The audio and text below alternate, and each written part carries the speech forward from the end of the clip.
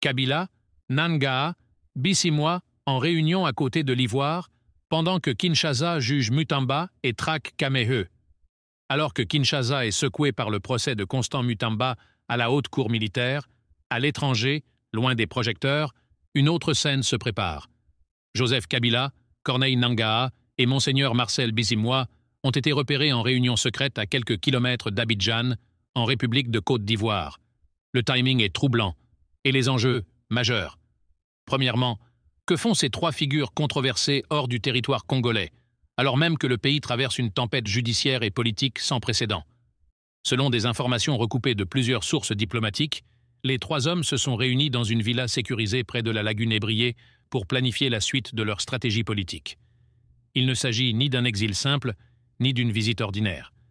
C'est une réunion de crise, face à l'affaiblissement de leur pouvoir, à la montée de la pression judiciaire et à la fin des protections politiques. Joseph Kabila, rappelons-le, n'est plus sénateur et donc ne bénéficie plus d'aucune immunité.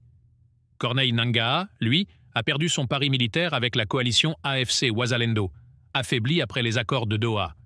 Et Monseigneur Bissimois, souvent resté en retrait, revient sur le devant de la scène, sans doute pour cautionner une future initiative diplomatique ou religieuse. Mais ce n'est pas tout.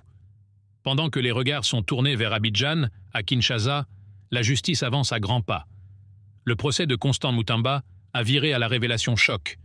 Le prévenu accuse ouvertement le président de l'Assemblée nationale, Vital Kamerhe, d'être complice d'un réseau de renseignements parallèles lié à l'ancien régime de Kabila.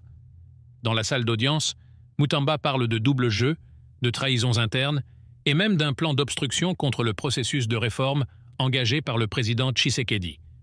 Selon lui, des acteurs majeurs du pouvoir actuel seraient en réalité des alliés cachés de l'ancien système. Et ce n'est pas tout.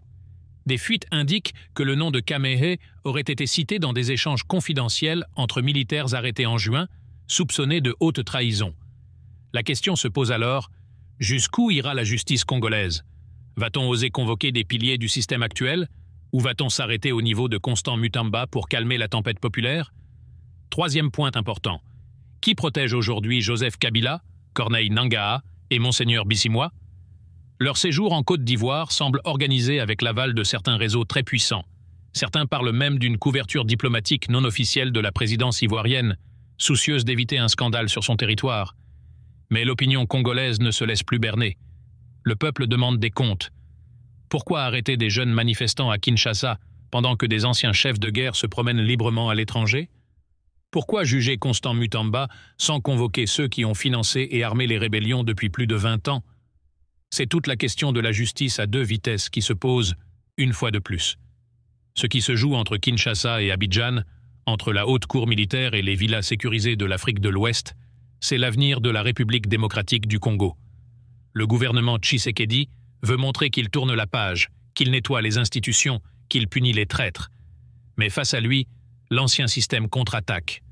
En silence, dans l'ombre. Il se réorganise. Il cherche des complicités à l'extérieur.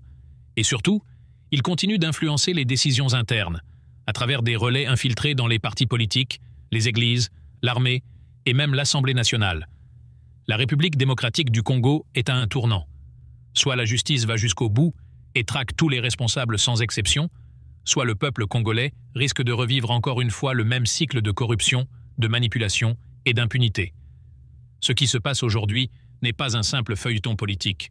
C'est une guerre froide interne, un affrontement entre le passé qui refuse de mourir et l'avenir qui tente de naître. Et c'est à nous, journalistes, citoyens, lanceurs d'alerte, de raconter ces vérités, sans peur ni calcul, pour que la lumière triomphe enfin sur l'ombre. FIN